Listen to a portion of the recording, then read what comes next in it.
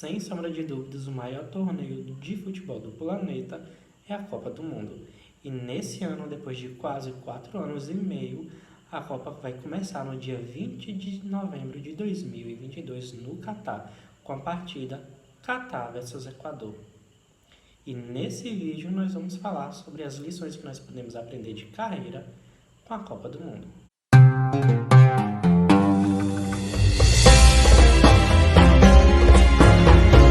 E a primeira lição que nós podemos aprender sobre carreira é: seja disciplinado e treine. Todo jogador de futebol, ele deseja ser reconhecido.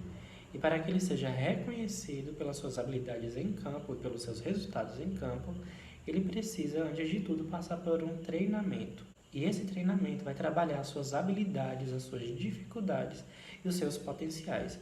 Então, a estratégia aqui é treine, treine, treine, até ficar no ponto de excelência.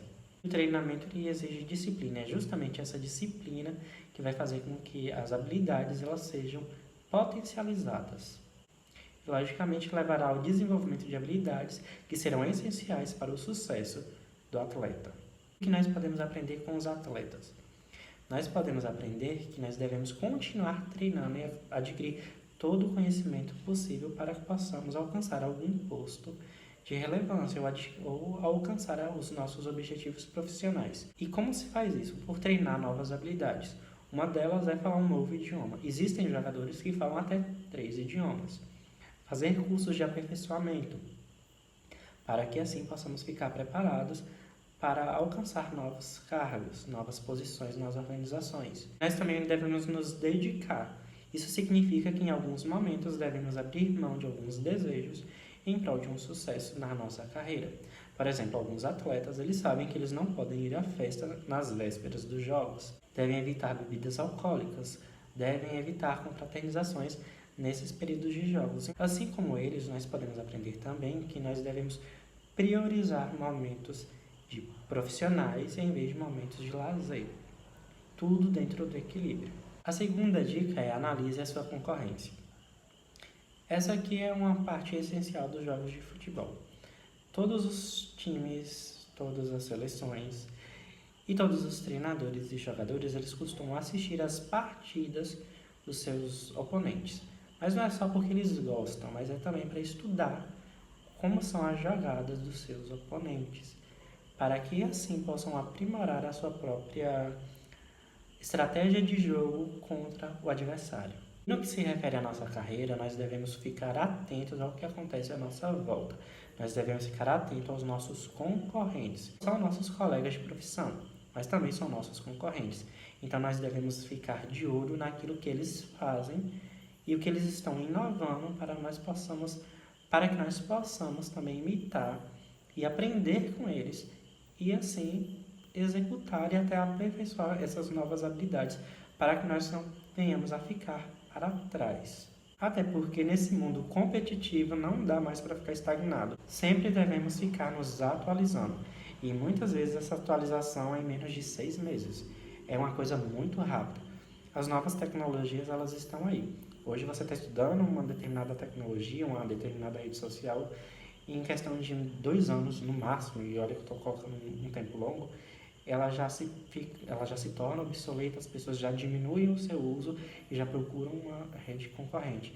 Então, nós, como profissionais, devemos ficar de olho naquilo que está acontecendo à nossa volta, para que não venhamos ficar para trás. Como eu já disse, nos dias de hoje, nenhum profissional pode ficar estagnado. Então, além de treinar, tem que ficar estudando o mercado e ver o que os nossos colegas estão fazendo, para que possamos imitar e continuar acompanhando o mercado. Senão, seremos penalizados. A terceira lição que nós podemos aprender com os atletas é que a pausa é importante, ou seja, dê uma pausa. Os atletas eles sabem que para que eles tenham um bom rendimento, eles precisam dar uma pausa nos seus treinamentos. E isso é importante porque quando eles dão uma pausa e quando eles deixam o corpo descansar, eles retornam mais fortes.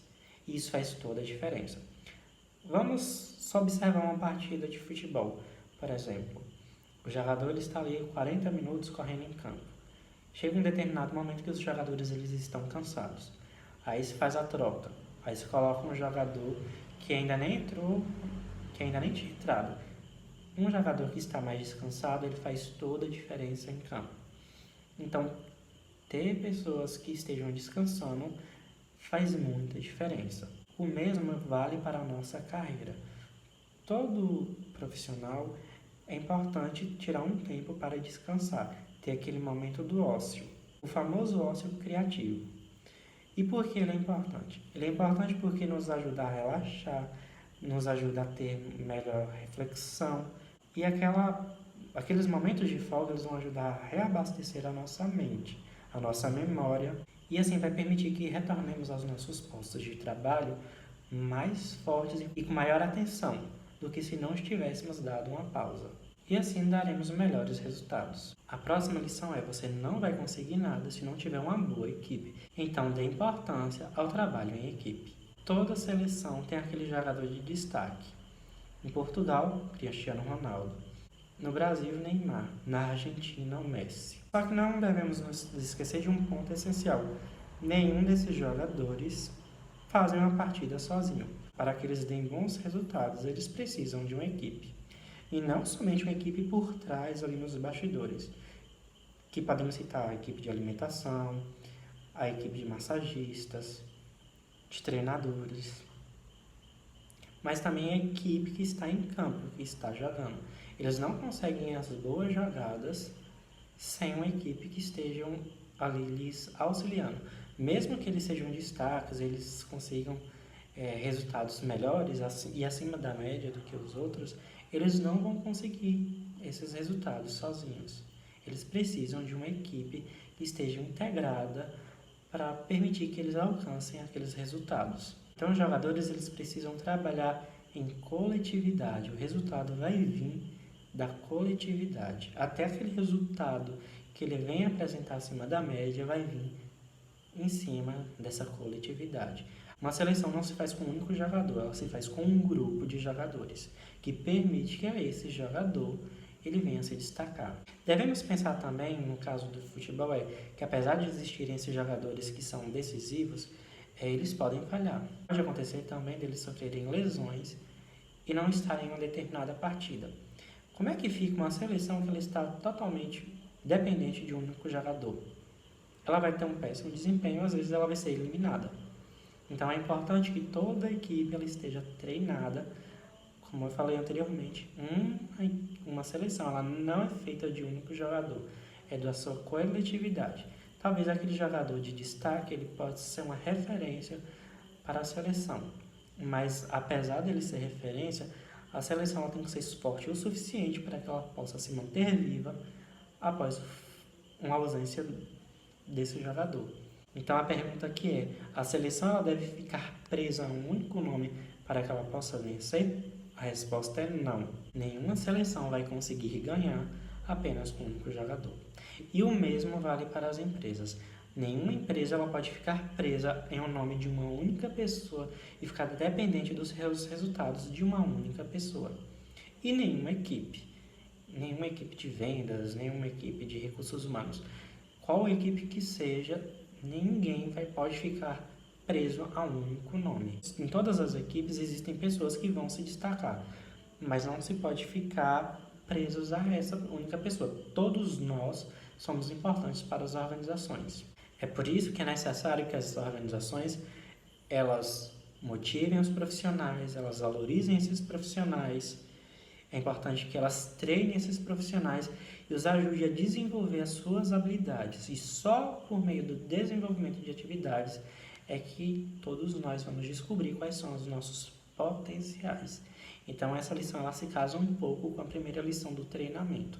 É por treinar que nós vamos descobrir a nossa habilidade. Então, toda vez que tivermos um bom resultado, que batemos uma meta, nós devemos lembrar que tem uma equipe ali por detrás que nos permite ganhar essa meta. E vem uma última lição que nós podemos aprender com os atletas das seleções de futebol, que é tenha resiliência. Toda equipe para vencer, ela precisa ser resiliente. Existem diversos exemplos aí de seleções que elas chegaram sendo desacreditadas e acabaram se tornando campeãs. Um exemplo disso é o próprio Brasil em 2002. Quem assistiu aquelas edições dos jogos se lembra muito bem que o Brasil ele chegou ali desacreditado e de repente saiu ali campeão. Então, para vencer precisamos ser resilientes, preparar o nosso estado emocional. Muitos desses atletas eles têm uma equipe ali de profissionais que trabalham com eles esses momentos de tensão, porque todos os jogos eles podem passar por esses momentos de tensão. Afinal, se ganha, se perde, se empata, se perde, se ganha. Isso pode ser muito bem visto em determinados jogos, onde uma seleção ela está ali ganhando e ela recebe um gol, ela já diminui o seu desempenho, recebe o segundo gol e aí existem seleções que são menos frias e acabam deixando-se vencer. Já existem outras seleções que elas são mais preparadas psicologicamente e elas conseguem reverter o quadro. Um exemplo disso foi o jogo do Japão e da Bélgica. Naquele momento, o Japão ele vencia a Bélgica, foi para a prorrogação e nos minutos finais, de forma fria, a Bélgica acabou levando a vitória contra o Japão e posteriormente eliminou o Brasil. Mas durante toda aquela partida, a Bélgica ela vinha perdendo contra o Japão. Então, foi importante que aquela equipe fosse resiliente e conseguisse administrar emocionalmente aquele resultado. Então, assim como jogadores, nós precisamos ser resilientes. Devemos aprender a desenvolver essa habilidade de ser um pouco de sangue frio, saber administrar a adversidade. E assim podemos conhecer as nossas fraquezas e dar a volta por cima. Devemos aprender também com a lição da Copa do Mundo que enquanto a bola enquanto o tempo ele está rodando, enquanto existem minutos ali, existe uma chance de se fazer uma virada. Foi o que aconteceu com a Bélgica, como eu já falei. Eram os minutos finais e eles conseguiram fazer essa virada. Então, enquanto o relógio estiver rodando, existe a chance de acontecer a virada.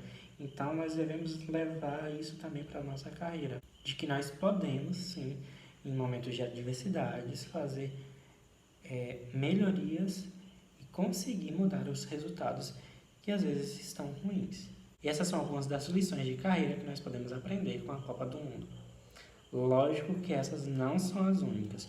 Ao longo dos próximos dias, diversas histórias de superação de diversos jogadores irão aparecer. E nós, claro, iremos estar acompanhando e vamos falar aqui no canal. Se você gostou desse vídeo, claro, comente aqui embaixo, deixe o seu like e também compartilhe. E claro, não se esqueça também de se inscrever aqui no canal para receber novos vídeos. Nós nos vemos muito em breve. Até mais.